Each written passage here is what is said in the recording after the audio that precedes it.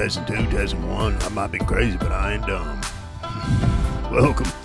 Welcome all you bucks and does out there, and of course you little buckers listening to the premiere episode of The Buck Stops Here. I'm your host, Buckhead Jones Jr. Most folk know me, just call me Bucker. And guess what? You can too. We're the only ones out there bringing you the truth, the whole truth, and nothing but the truth, so help me God. Which God you say?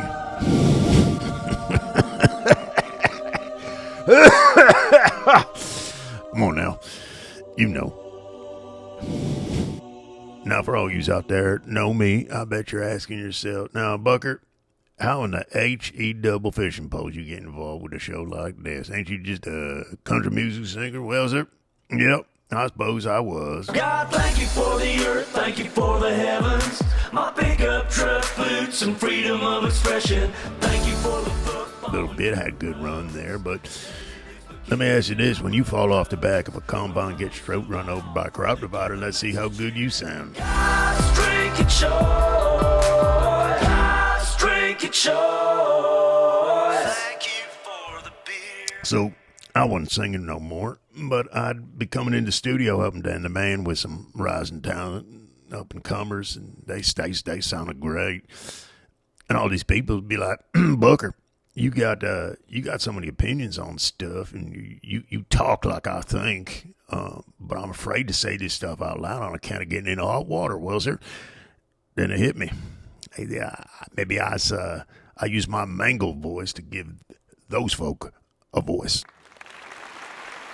Dan the Man said, well, have at her. I got the microphones. And I was thinking, shoot, all I got to do is get me some cigars, some brown liquor, maybe decorate the place with cool prison posters of folk that did the time but not the crime, like old Juice Box up there. Did you do it? No, I didn't. Talk about a railroad that boy got.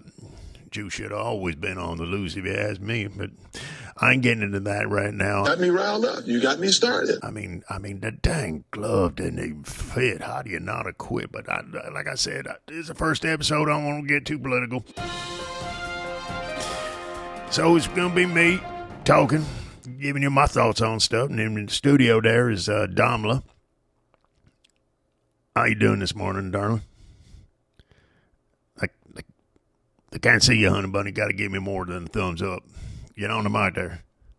No, not much of an orator, but a damn good sound engineer. Damla Yilmaz is her name. That's names is something I want to talk about today. You know what's in a name? Damla Yilmaz. What is that? What's that name origin from? Is it Chinese? Because it sounds Chinese. Which is sort of weird disconnect when you think about it, because you ain't Chinese, as far as I can see. You look normal. What? Is a what, honey? A Turkish. Turkey. Like a Thanksgiving bird? That ain't no place I ever heard of. But see, names. Here's my point. Names is important, you know. They're supposed to mean something. The cosmos sort of preordains people's personalities and whole identities based on their names. Just look at me, Buckhead Jones. Now, what you think of when you think of Buckhead Jones? That's right. 12-point white-tailed deer hunter. Everybody's always trying to keep up with, plain and simple. But there's an even better example I want to talk about today. I knew this family growing up, lived up on old Bone Orchard Road, just outside Buzzard Roost. And they's last name was Porkins. Now, what suppose they look like? That's right. He was big. Had more rolls than all you need Sunday supper at the Clucking Bucket. Incidentally, if you hadn't been to the Bucket in a while, their biscuit bombs are on a whole nother level. Now, with a name like Porkins, what was they gonna be? You know, they gonna be a magazine model or run 5 mile mutters? No. Oh, hell no. They was gonna be eating, and they's gonna be fat. And the whole world knows I'm fat, and I'm proud just to tell me once again who's fat. And they was, all 6 of them. Even the little girl, Jelly Jane, which was a shame because she could have been a real looker. Well, if she fixed her face up a little bit too. That is, she had one of them weird looking lips that looked like got snagged on a fishing lure and then pulled on for a couple years. What the hell is even that? And the daddy, geez, he was a few bills shy of getting on that TV program, Heavy Matters. Sunday at 8, only on TLC. But the Hollywood producers, they wanted to get him up over 900 lbs before they'd even consider him for the show. Yeah, Tom, I like that show. Yeah, it's a feel-good show, because it makes you feel real good about yourself. Anyway, they did tell old Big Daddy Porkins that if he wanted to divorce his wife, they might think of putting him on their dating show, More to Love. All new tonight at 8 on TLC.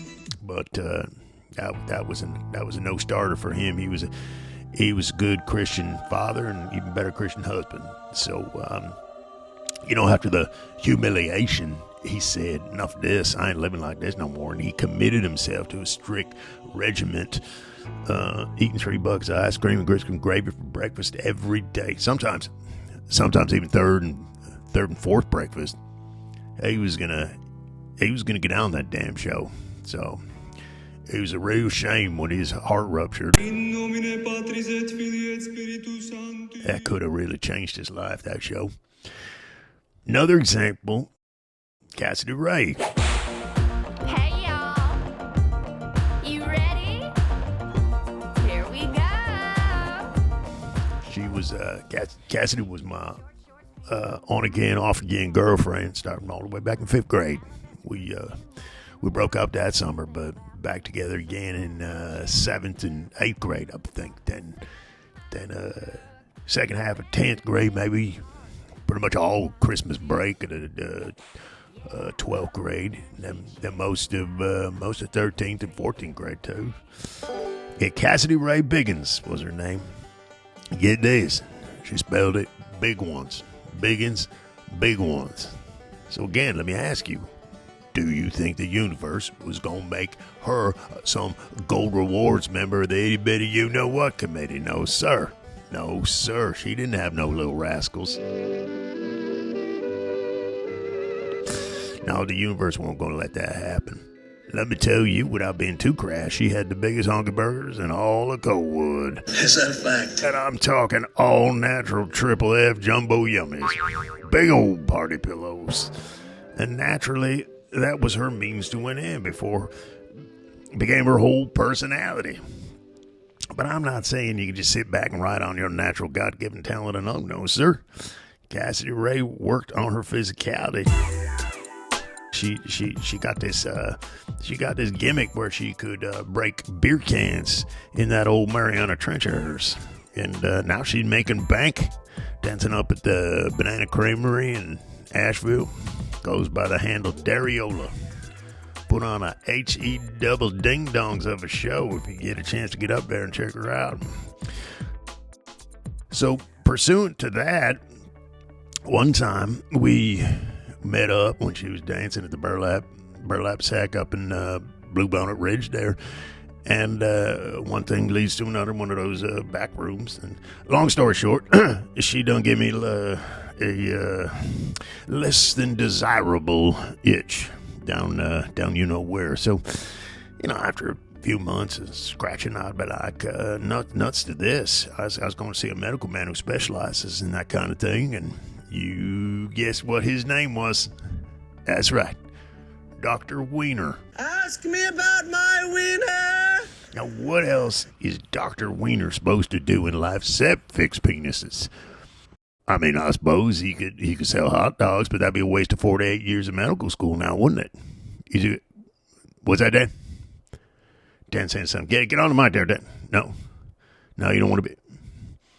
Okay, what's it? Donald, what's he? No, that true?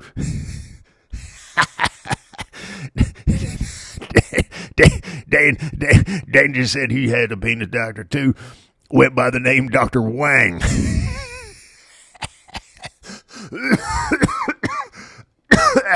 Asian fella, I suppose, yeah? Well, there you go. Anyway, back to my larger point about names. And I don't want to get too political straight out of the gate, but plenty of time for that. But I'd be remiss if I didn't spend a little time talking about our dear leader, 4547.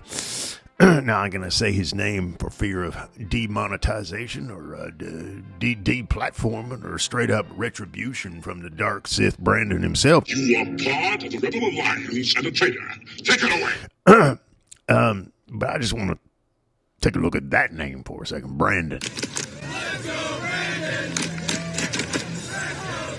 Give me a sec to just ask Jeeves for the etymology of the okay, look at this. Okay, it says here, derived from Old English word brom. Now, what's that mean, Bucker? Well, that means broom. And what's a broom do, Bucker? Well, sir, last time I checked, it sweeps. And what does it sweep, Bucker? Well, it sweeps dirt. And where does it sweep it, Bucker? You know where, under a rug. Ipso facto dirty secret keeper. Sorry, that ain't a name that gets my vote. Look, if we finally beat Medicare. Shut up! Well, he's right, he did beat Medicare. He beat it to death. Down goes Frazier! Down goes Frazier! Now let's take a look at the other side. I don't gotta look that up, because we all know what that's derived from. It comes from the word trumpet. And what's a trumpet do, Bucker? Well, it announces stuff like, here comes the army, or here comes the king. And what does a king always bring? Well, sir, king brings prosperity to his people. So I ask you, as one proud American did the next, you voting for a dirty secret keeper? America is a nation that can be defined in a single word. I was going to foot and Shangang, I'm going to pronounce right, Shanga, and